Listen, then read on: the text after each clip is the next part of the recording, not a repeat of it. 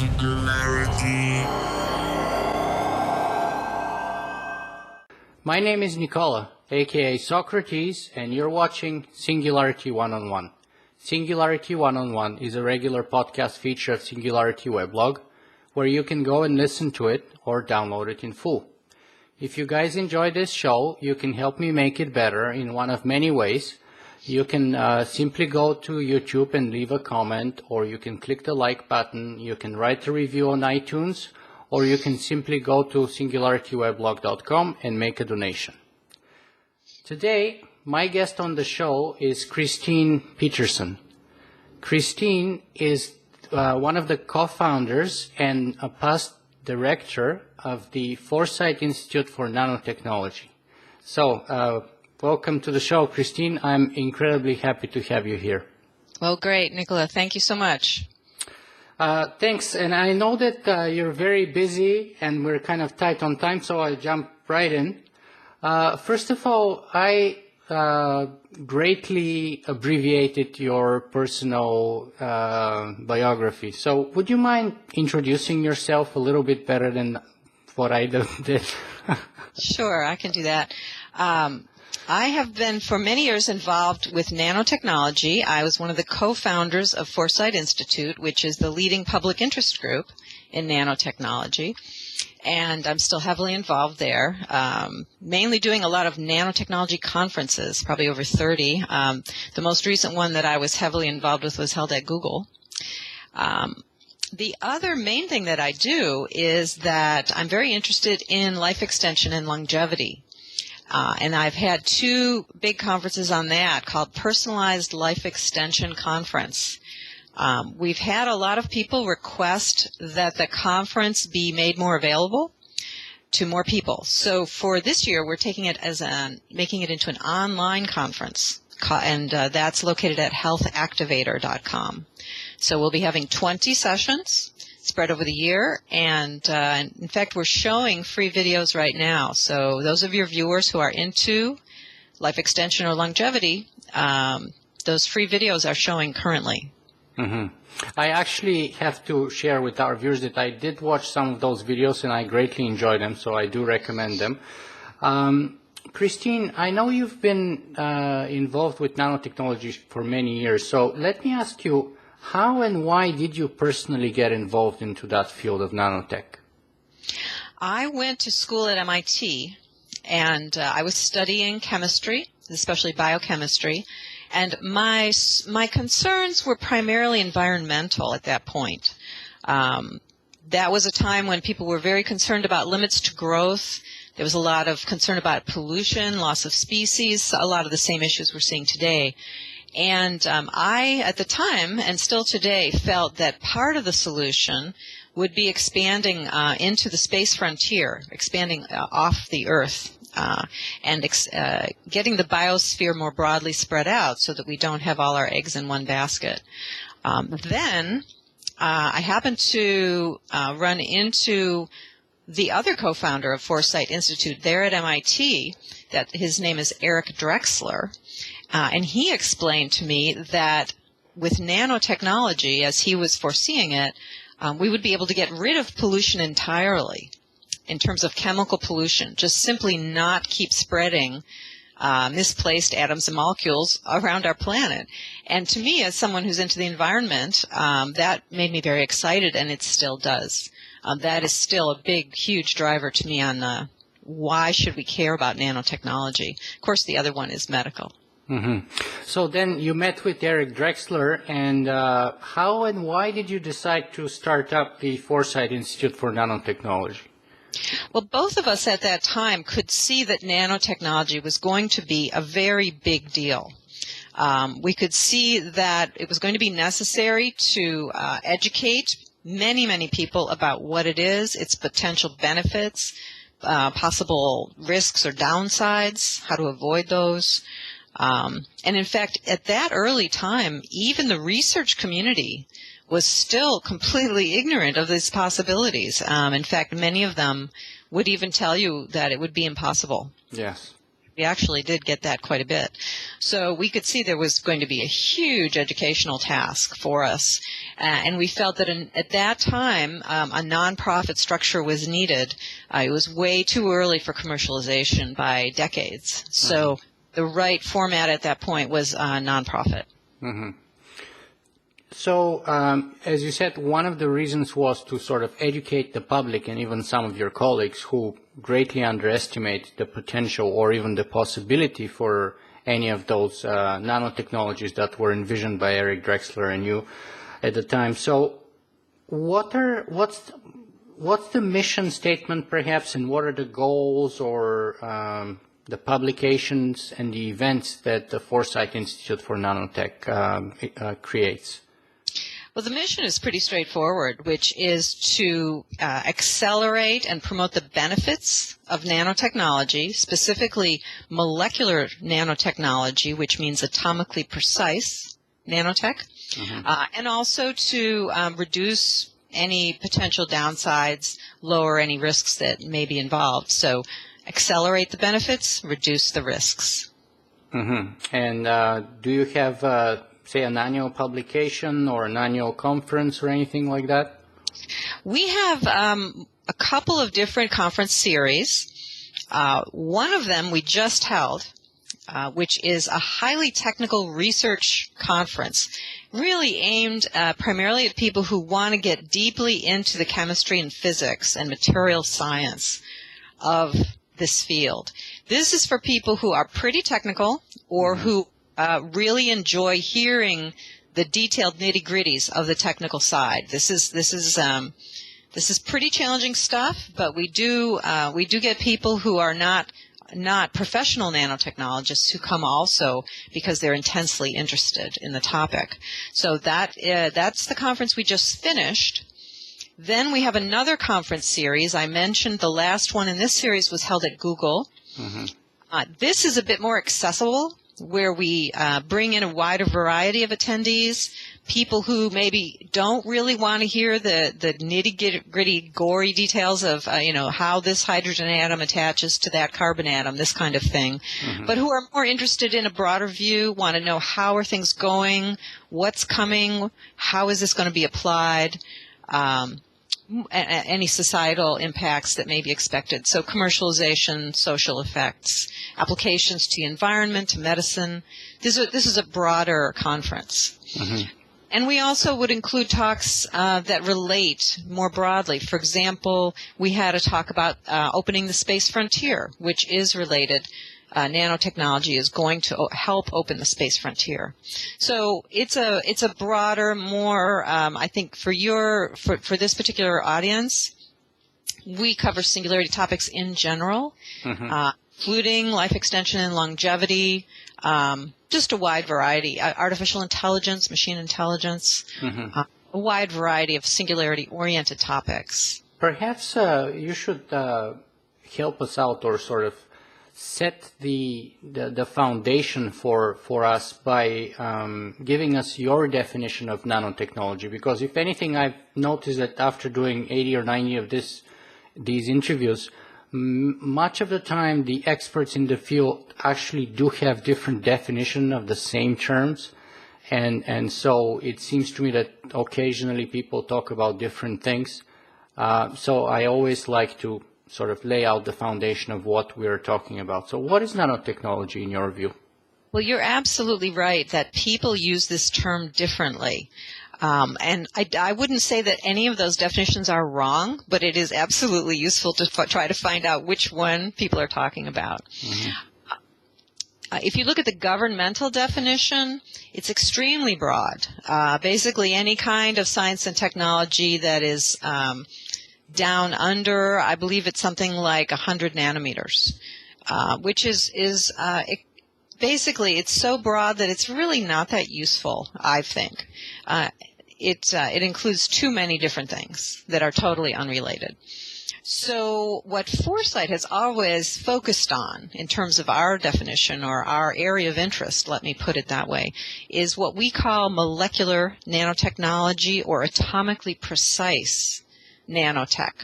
And what that means is we are looking at a technology that will enable the placement of atoms and molecules with a level of precision that basically is at the same scale as an individual atom. Mm-hmm. So that means being able to build structures where basically you've got every atom or every molecule in a designed, planned out location and clear structure that you planned out that you want. So we're talking about atomic precision in building larger scale objects. Mm-hmm. Mm-hmm. And now going the next step, so everything so far makes logical sense in terms of your interest in nanotechnology, but then how did you make the step or the sort of jump, if you will, to life extension technologies? Well, there are a couple things. One is if you look at the original founding book for nanotechnology and Foresight, that book is called Engines of Creation, and it is available free online, and it's still in print. It's a very popular, groundbreaking, pioneering type of book. And it does address how is nanotechnology going to affect medicine and our health. Basically, it projects that when the day comes that we have this ability to atomically precise, to bring atomic precision to our technology, including inside the human body, there won't be actually a disease that we won't be able to tackle and eventually deal with. So this is a projection for greatly extended human lifespans. Now, we're not there yet. We're not close to that. But it's a pretty clear vision, and I think that someday that will happen. Once you get the idea that diseases, including aging, the aging process, once you get the idea that those are not engraved in stone and that they could, in fact, someday yield to human technology, which I think is true. Once you get that idea and you really feel it, mm-hmm. then to say, wow, that's pretty darn exciting. Is there a way that the people that I know and love can participate? Could I myself participate in this? Will I be able to live long enough to actually be benefiting from this prospective technology? And that pushes you in the direction of saying, all right, I guess I really am going to have to care of my body, my current physical body, because this is the only copy I have, right? There's no way to currently back up your body. You can back up your computer, and we all do that, I hope. But if you think about it, it's very distressing that there's no way to back up your brain and your mind. There's just no way to do it. What do you think of cryopreservation or chemical brain preservation? Great question. That was my next point, which is really the closest thing we have to a backup is to say, well, we can't make a copy. There's no way to build a copy right now. All we can do is say, look, we know the structure is what's important. So what we need to do is there any way to sort of take that structure and keep it in place so that we don't have deterioration of this vital brain structure down at the molecular level. And of course, that's what the various cryonics organizations attempt to do. We also have another type of effort now, the chemical preservation of the brain, which is another approach to trying to preserve brain structure. These are, obviously non-optimal compared to a true backup of your memories and personality, but basically it's all we've got. And so that's sort of where we are today with our technology. Mm-hmm. So would you mind sharing with us some of your personal tips or personal practices that you use to follow through and give yourself the maximum or the optimum chance that you would get the longest possible life extension that you can? Sure. Some of these things that you can do are kind of high tech and take advantage of the latest in technologies. Others of them are quite low tech. Mm-hmm. I think we should do them all. I know we're our crowd is kind of loves technology. We love to use all the latest breakthroughs, and we should do that.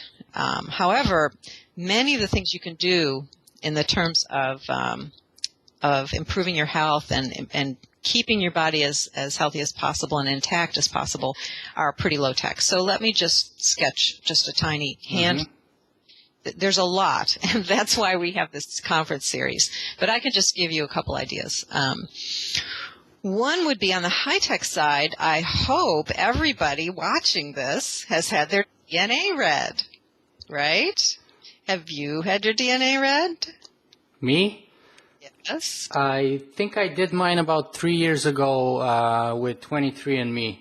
Wonderful. That's okay. And actually, to share where I am at right now, because one of the reasons why I did it was because I had very serious concerns of cardiovascular disease and lots of cancer in my family.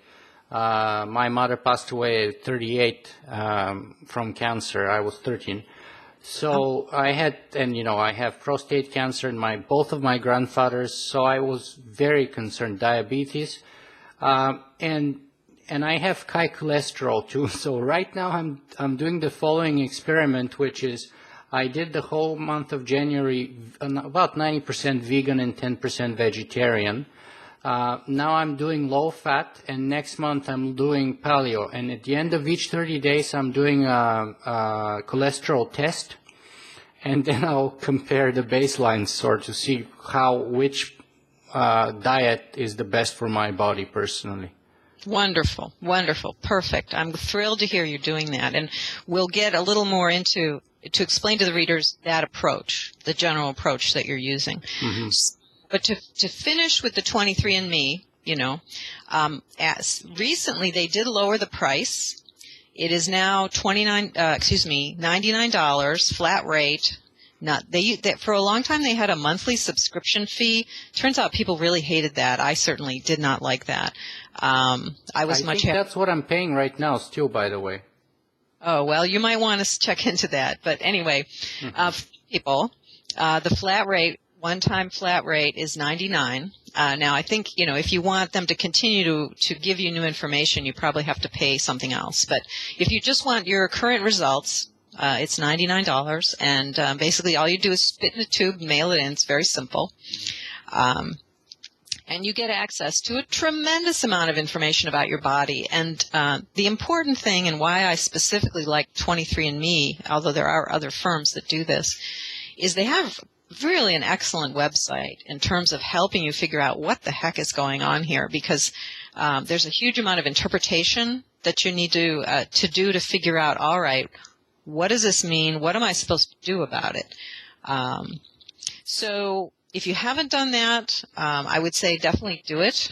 No, it doesn't matter how old or how young you are. You may find out something pretty important about your body that will give you clues about how important is it for you to do certain things or not do other things. I found actionable information immediately in my profile, and I also gave the information to my doctors and changed one of my prescriptions based on that.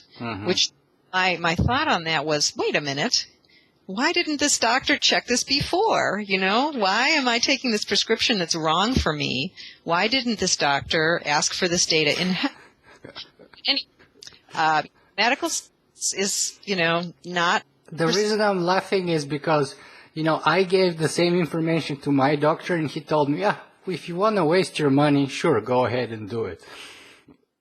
Well, that tells you a little something. One thing we talk about at Health Activator is choosing a doctor. We talk about also is firing your doctor. You may have a candidate there for firing your doctor. But anyway, so on the high-tech end, there's getting your DNA read, and that's important. I think everybody should do that. One thing that is on the high-tech end that I personally haven't even done yet, it's that high-tech, is getting your telomeres measured. These are the caps on the end of your DNA strands, and they are related to your longevity. And when these things run out, that's it for you. So now, why why would you want that number? Well, it turns out that there are things you can do to slow down this process.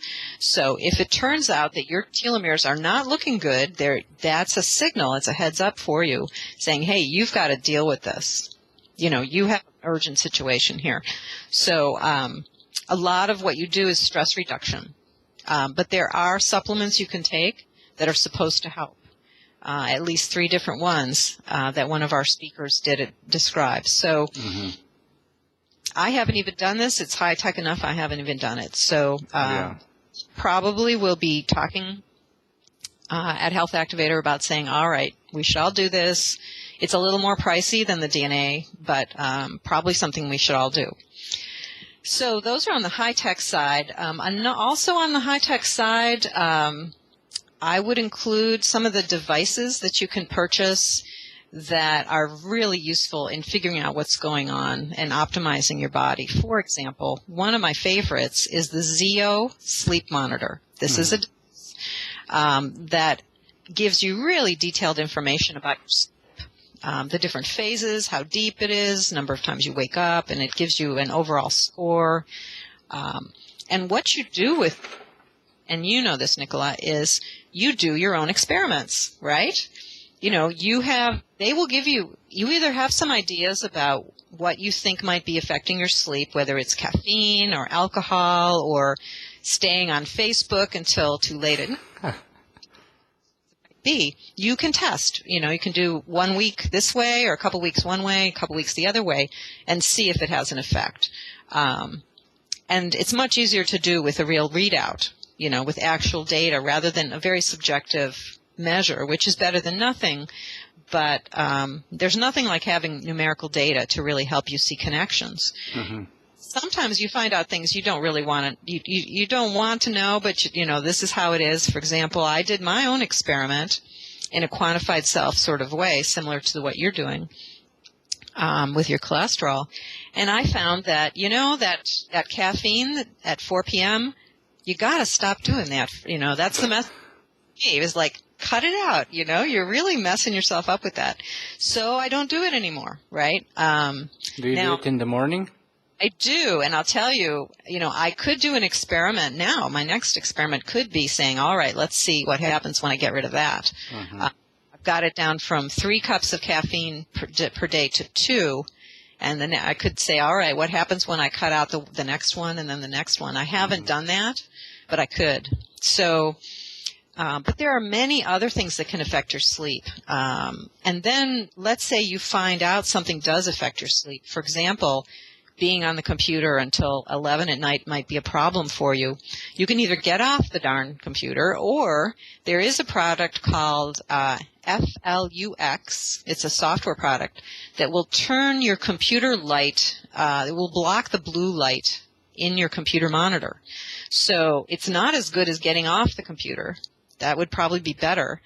But if you're really addicted or you're working, you just can't get off, this will help reduce the negative effects on your sleep from being on the computer too late. So there's all kinds of great technology that you can use. And I think that, these are very helpful devices. Another one that I get some value from is from a company called HeartMath. That's HeartMath, HeartMath. And what it does is it looks at your heart rate, and in particular, they're looking at your heart rate variability, which I don't think we should get into in detail here, but the point is as follows. Let's say you want to do some stress reduction, which we all really should do, right? And we don't really do it.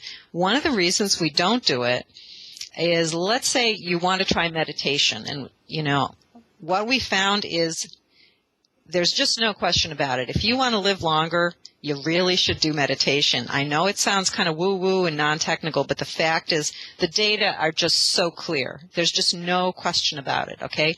So we all know kind of, I really should do it. But, it's so hard to know for new people. It's really hard to know if you're doing it right. And it's really hard to keep your brain from running off and thinking about work or whatever you want to think about. It's very hard to learn this skill set. And one thing that this device called HeartMath does is it gives you an audio signal that helps you figure out, it helps you learn the process of bringing your mind into the right state for doing meditation. It gives you different audio signals depending on if you're partway there or if you're all the way there. So for a new person, this is a tremendous benefit to actually be guided into learning to do this, because it's not easy. If you don't know how to do it, you can be kind of frustrated and give up. And I think a lot of us do that because it's so hard to know whether you're doing it right. You know, am I doing this right? And you know, if you're thinking that, then you're not, right? You're doing it wrong. So there's a problem. This device, I'm a big believer in technology to help us do whatever we're trying to do. So, even though we're trying to do something very non-technical, meditation, this device actually helps you do it. So to me, it's like, well, that's awesome. I really need that. So that's another type of thing that we do talk about is, what are the technological aids to helping us do the stuff that we know we should be doing? And then last are things like diet, which you're experimenting with already. And I call them the diet wars, because as you found, let's say you have high cholesterol, as you do, you'll have people vehemently disagreeing about how to deal with that. You'll have the vegans say go vegan, and you'll have the paleo people say go paleo. These are totally different diets, very different. So the only way to figure it out is exactly what you're doing, Nicola, which is to experiment. This is relatively low tech, just choosing your food, but the key is to doing the testing, right? Mm-hmm. The changing your diet is low tech, but monitoring the effect using whether it's blood tests or I do a blood test the last morning of the last day. Great. That's perfect. So there are other things you might want to test where you take other samples like saliva or other things. We're also learning more and more about the microbiome. These are the bacteria that live inside you. It turns out these things are very important, and we're just starting to learn what do you want in there? What do you not want in there? Is there any way to change what's in there? This is tough stuff. Mm-hmm. We are exploring it, and it's fascinating stuff because there are actually more cells in your body that are bacterial than you have cells that are human. So it's fascinating. Yeah. Just an idea of the range of kind of stuff. That I'll just throw out one more thing, and then we'll move on, which is here's the least technical thing. It's becoming increasingly clear that things like gratitude, forgiveness, these types of emotions play a huge role in your health and your well-being, and that I don't know of any technologies here to help us deal with those, but the fact is that they make a tremendous difference. So Zen Buddhism. Zen Buddhism. And Buddhism, yeah, that's right. So also human relationships, close friends, romantic relationships, all these kinds of things make a huge, huge difference. Mm-hmm. So we are starting to explore that. It is obviously very, it's very soft information, but the fact is it makes a huge difference in your health. And so even though it's kind of hard to wrap your head around, and there aren't any gadgets really that help that much,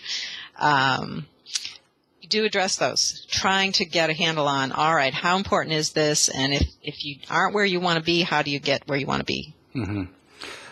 Just for our audience for a second here, I would put in the show notes links to my interview with Dr. Terry Grossman, where we actually went through much of that same material from his point of view too, discussing his book, the book that he wrote with Ray Kurzweil called Transcend, where they give you all those steps to sort of catch the what they call the bridges to the next technologies.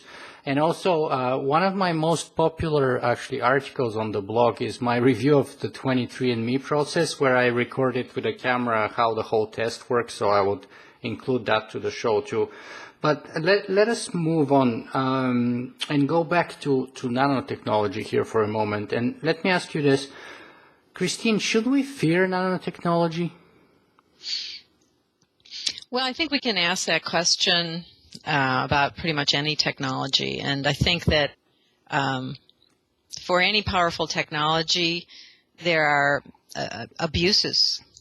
In fact, if you look back in the history of technology, even the ones that seem really benign, like the canning of food, was originally a military technology. That's what it was invented for. So, but I don't think fearing a whole area of technology is really the right way to come at it.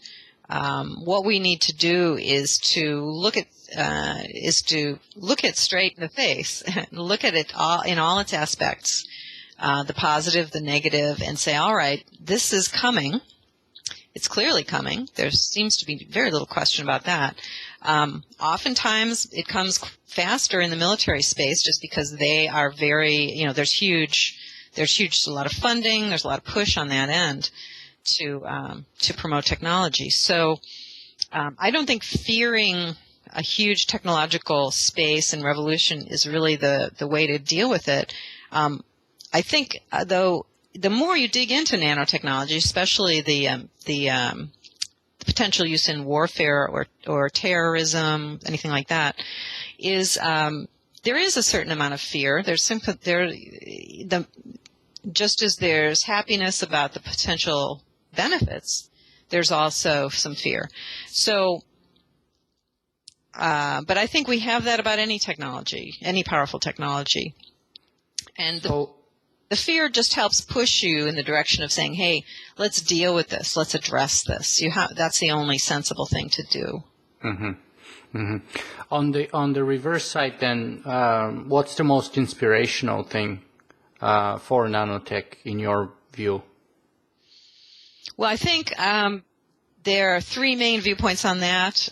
The original one that excited me was the environmental applications, which the idea of actually restoring Earth's biosphere to an excellent state, getting rid of chemical pollution, restoring habitat, protecting, and even bringing back from DNA, if necessary, extinct species is very exciting. Secondly is medical. We all have, in our families, we all have cancer, heart disease, you name it, even mental illness, and say, hey, that is not necessary, even aging, and say, hey, that's not necessary. Pretty exciting. And then finally, for some of us, it's the space frontier. It's, wow, the idea of using that lengthened lifespan to bring the biosphere out into space is just extreme. Being part of that wonderful frontier is very exciting to many of us. And so, to some of us, we look at all three and go, wow, it's hard to pick one. These are all wonderful things. Mm-hmm.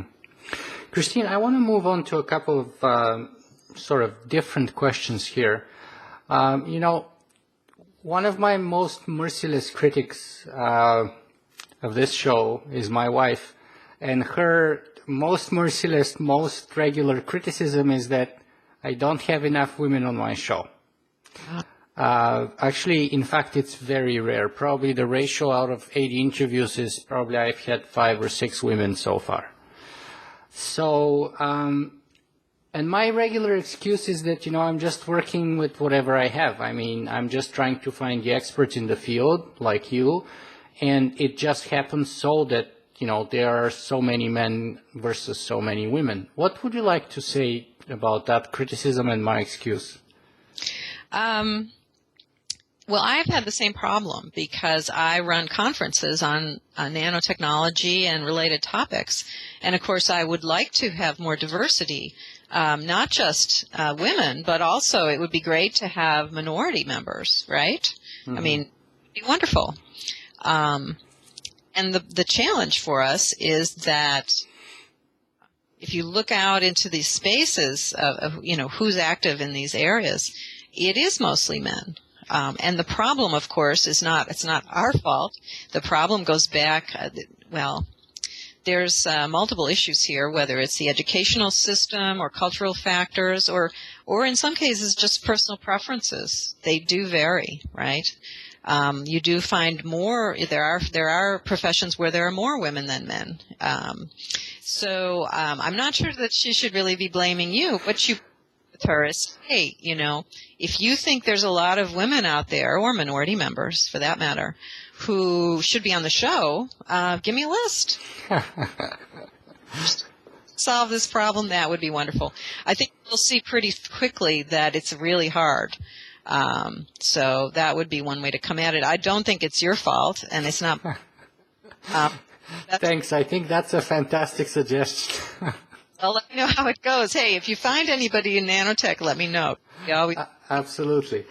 Another issue that I wanted to bring into our conversation is open source.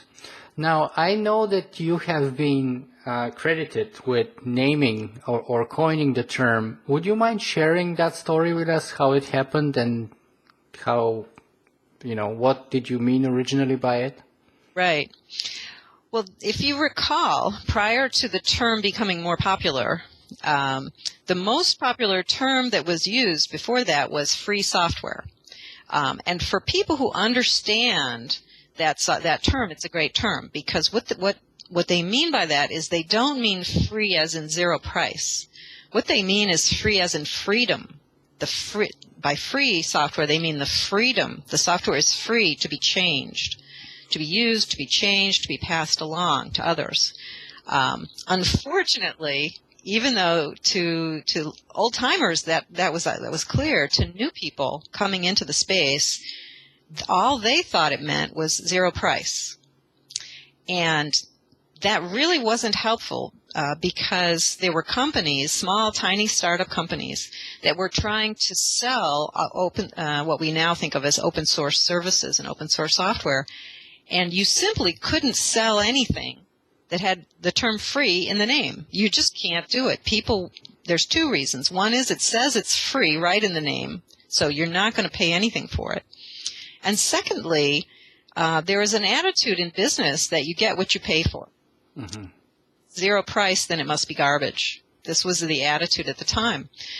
Both pretty understandable. And so a number of us, not just me, but a number of us felt, this name is a problem. It's great for the old timers. It's not good for the new people. It's not working at all.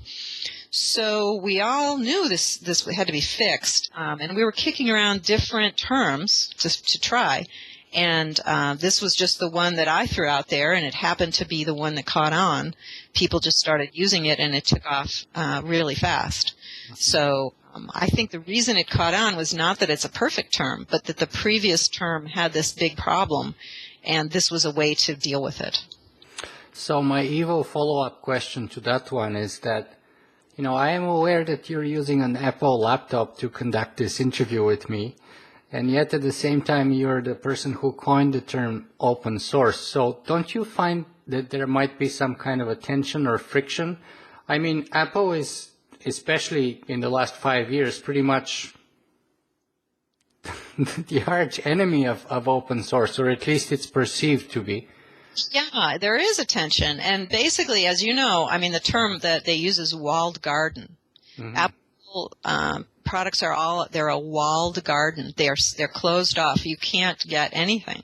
You really can't change anything. It's a very controlled system. So it totally is. And, I would personally, if I could, I would love to use an open source system. But I am not a computer person at all. Really, I'm not. And so what I need are very simple systems that just work. And Apple is as close as it comes to that.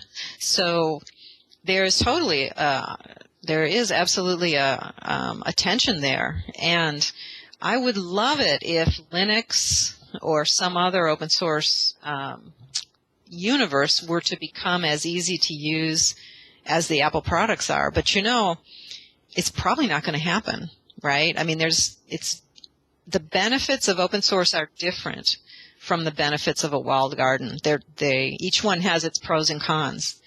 So I'm just not sure that open source is ever going to get to be as smooth and easy to use as Apple products are. I just don't know.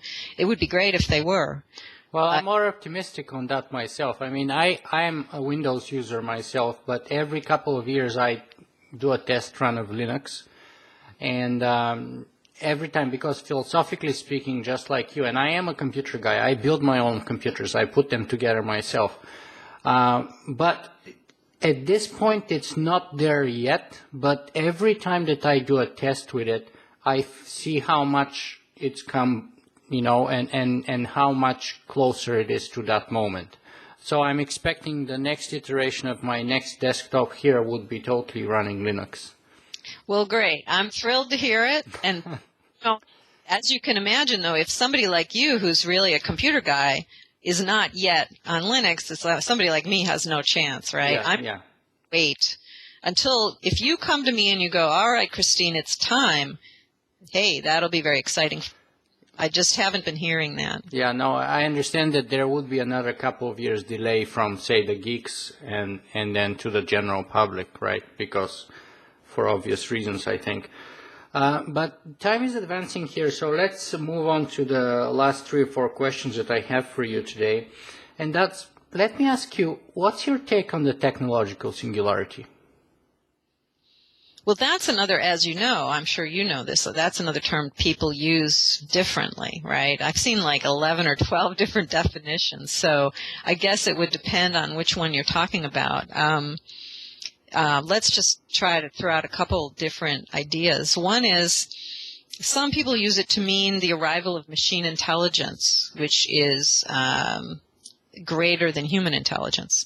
And that does seem to me to be something that's going to happen. I don't know when. I know Ray Kurzweil has a date, which I think is very gutsy of him, but I don't have a date myself. But it does seem to me to be something that will happen someday. And certainly on that, when that happens, things could change very quickly. And a lot of decisions that human beings are making now could be made by these new entities. A kind of a scary scenario, really. So I do think that the effort to come up with something that is a human friendly type of AI is a good idea, which is why I've been involved with I'm one of the advisors for Singularity Institute, which recently changed their name to Machine Intelligence Research Institute. So I'm a supporter of that effort.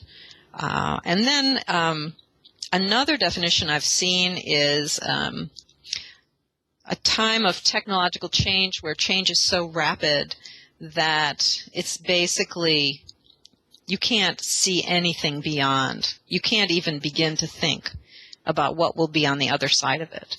I'm not sure. It's an interesting idea. I'm not 100% sure that's the right way to think about technology because, what you could do is say, hey, come on, we can say some things. We can look at physical law. We can look at the process of evolution. We can look at the laws of economics and begin to try to think of what the world might look like on the other side. So I'm not sure that particular definition is extremely useful, but fun to think about, but kind of heads you off from thinking about anything. It's saying don't think about this, which I think our crowd I don't want to be told think about something. But that's like I think, who was it? Was it Daniel Dennett or was it David Chalmers? I'm trying to remember who wrote the article, What It Is About the Bat in the 1970s. And where, the idea was, can you really know what it is like to be a bat? And the answer is, of course, if you're not a bat, then the answer is no. Because, you can hang upside down all you want and you can think and imagine what it feels like to be a bat, but in the end of the day, you're a human imagining to be a bat, right? So the only way to know is to become a bat.